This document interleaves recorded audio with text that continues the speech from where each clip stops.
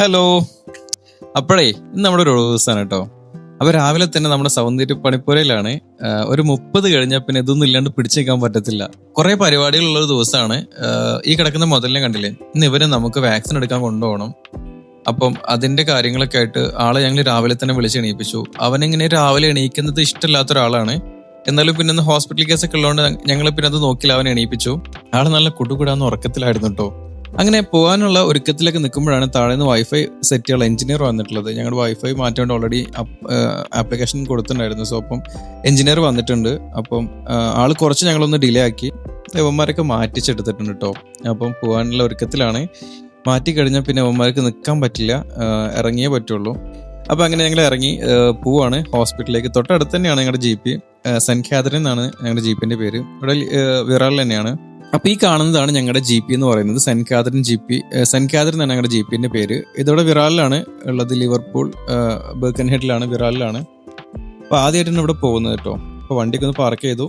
നിശ്വ നേരത്തെ ഓടുന്നുണ്ട്, കാരണം ഓൾറെഡി ഞങ്ങൾ ലേറ്റ് ആണ്. 10:30 കിട്ടിയ അപ്പോയിന്റ്മെന്റ് ആണ്, ഞങ്ങൾ ഓൾറെഡി 11 കഴിഞ്ഞു.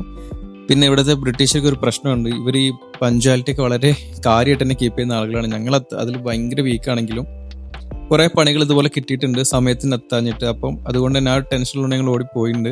സമയത്തിന് ചെന്നില്ലെങ്കിൽ നമ്മുടെ അപ്പോയിന്റ്മെന്റ് മിസ്സാവാൻ ചാൻസ് ഉണ്ട്. അപ്പം പിന്നെ നെക്സ്റ്റ് ഒരു അപ്പോയിന്റ്മെന്റ് ഇത് തന്നെ ഞങ്ങൾ ഒരു 10-20 ദിവസം വെയിറ്റ് ചെയ്ത് കിട്ടിയ അപ്പോയിന്റ്മെന്റ് ആണ്.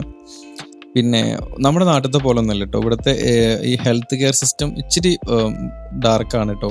നമുക്കത് വളരെ സിമ്പിളായിട്ട് തോന്നുന്നു. കുറെ കാര്യങ്ങൾ ഇവിടെ വന്ന് നമുക്ക് ഭയങ്കര ബുദ്ധിമുട്ടായിട്ട് ഫീൽ ചെയ്യും. ഹെൽത്ത് കെയറിൻ്റെ ഒരു കാര്യത്തിൽ അത് ഭയങ്കരമായിട്ട് നമുക്കത് മനസ്സിലാവും. നാട്ടിലൊക്കെ വളരെ സിമ്പിളായിട്ട് നമുക്ക് ചെയ്യുന്ന കാര്യങ്ങൾ നമ്മുടെ വീട്ടിൽ വന്നിട്ട് വാക്സിൻ എടുത്തോ ചോദിക്കുന്നുണ്ട്. നാട്ടിൽ നിന്ന് ഇവിടെ വന്നിട്ട് നമ്മളിങ്ങനെ കുറേ ദിവസങ്ങൾ അതിന് വേണ്ടി അപ്പോയിൻമെൻ്റ് എടുത്ത് വെയിറ്റ് ചെയ്യാന്ന് പറയുന്നത് ഭയങ്കര ബുദ്ധിമുട്ട് തന്നെ കേട്ടോ.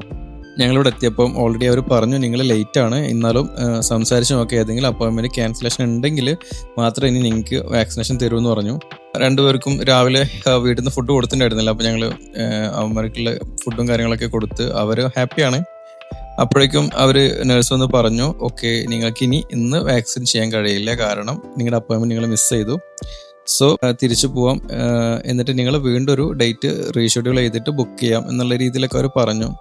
അപ്പോൾ ഇതാണ് ഞാൻ പറഞ്ഞത്, നമ്മുടെ നാട്ടിലൊക്കെ വളരെ സിമ്പിളായിട്ട് ചെയ്യുന്ന കുറേ കാര്യങ്ങൾ നമ്മൾ ഇവിടെ വന്നു കഴിഞ്ഞാൽ നമുക്ക് ഭയങ്കര ടഫായിട്ട് ഫീൽ ചെയ്യും കേട്ടോ. കാരണം ഈ സമയത്തിൻ്റെ വാല്യൂ ഒക്കെ അത് ഇവിടെ വന്നപ്പോഴാണ് കറക്റ്റായിട്ട് മനസ്സിലായിട്ടുള്ളത്. ഇനി നെക്സ്റ്റ് അപ്പോയിൻമെന്റ് എടുത്തിട്ട് വീണ്ടും വരാം. അപ്പോൾ നൈസായിട്ട് ഇന്നത്തെ ദിവസം പണി പാളിയിട്ടുണ്ട് കേട്ടോ. അങ്ങനെയാണ് ഗായ്സ്, ഞങ്ങൾ തിരിച്ച് വീട്ടിലേക്ക് പോവാണ്. അപ്പോൾ അടുത്ത കാഴ്ചകളായിട്ട് എത്രയും പെട്ടെന്ന് വരാം കേട്ടോ. ഇന്നത്തെ വിശേഷങ്ങൾ ഇതൊക്കെയാണ്. വലിയ വലിയ വിശേഷങ്ങളായിട്ട് വീണ്ടും വരാം. Okay, by.